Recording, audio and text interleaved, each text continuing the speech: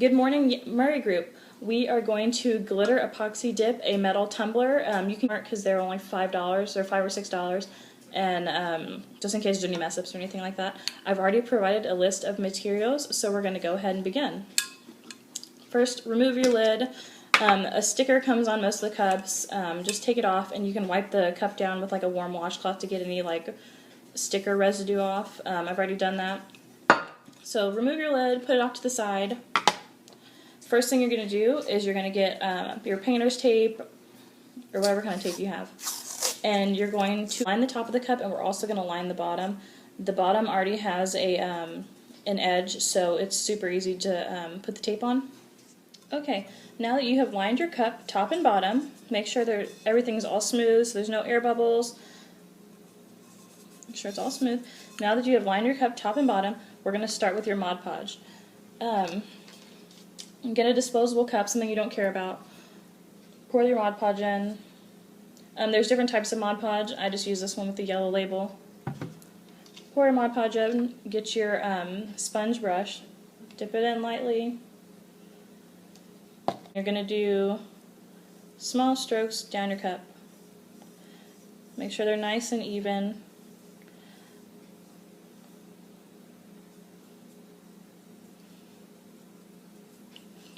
And you might want to dab a little bit around the tape's edge to make sure it gets all around. Make sure it's nice and even.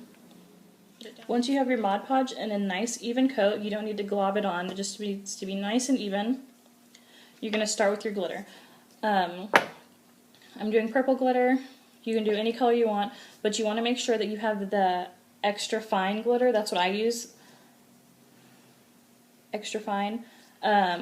If you have the thicker glitter, it might come out like lumpy, and I just have it on the like the 3-hole one, and you're just gonna sprinkle it on your Mod Podge area over your paper.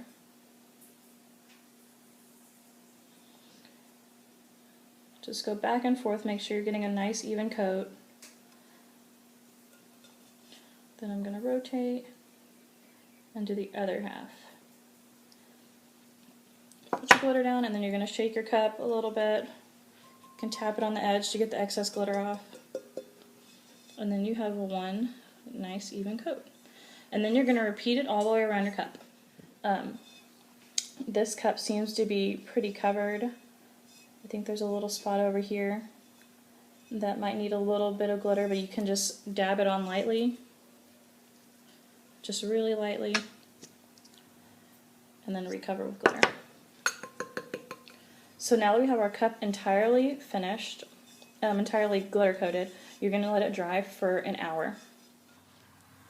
For our last step, I have moved outside. When working with chemicals, you want to be in a well-ventilated area and doesn't have a smell. I still want to be somewhere where there's air flowing. For the epoxy resin, you're going to use your small disposable cup.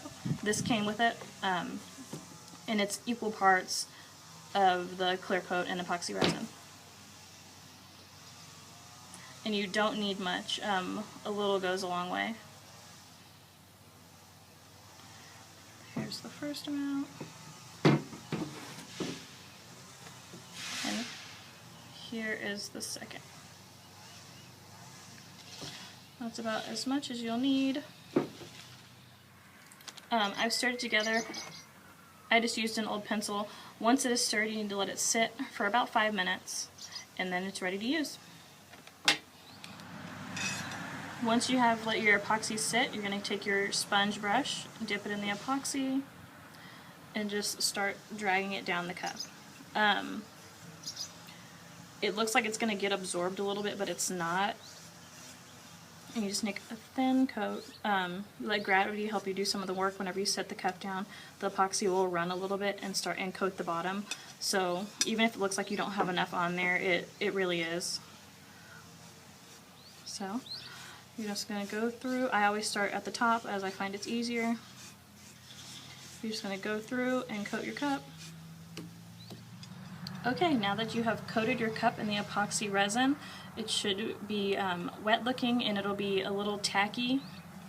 So what you're going to do is set it on the bottom, and then after about 10 minutes you're going to flip it over and set it on its top. just so the epoxy will run evenly. You're going to repeat this process up and down until the epoxy almost becomes hard, and then you're going to peel the tape.